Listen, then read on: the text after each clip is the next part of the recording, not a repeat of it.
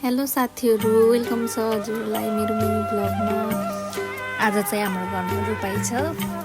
हेर्ने बुढाहरूलाई रोपाइ लागेछ।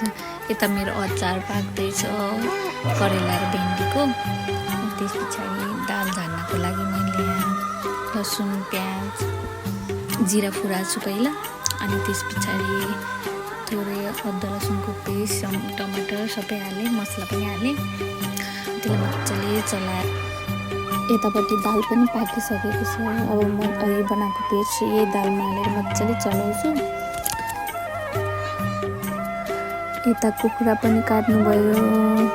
यो चाहिँ आज काट्नुभएको कुखुरा है। दुईवटा चाहिँ हिजो नै काट्नुभएको थियो, अलिक थोरै हुन्छ जस्तो भएर फेरि आज अर्को काट्नुभयो। यता मासु पाक्दैछ, हेर्नुहोस् न कस्तो देखेको।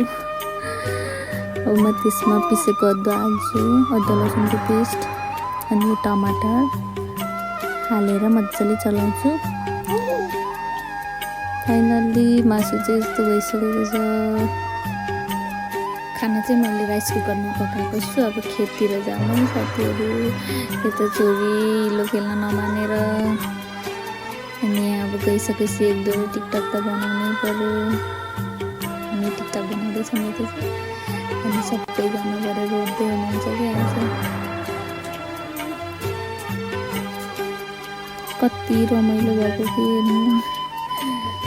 यता छोरा र छोरी फेरि हिलो खेलेर, अघि छोरी सुरुमा हिलो खेल्ने मानिदिन, अहिले फेरि घर आउन नमानेर उहीँ खेल्ने रे, स्विमिङ खेल्ने रे, स्विमिङ खेल्छु भनेर।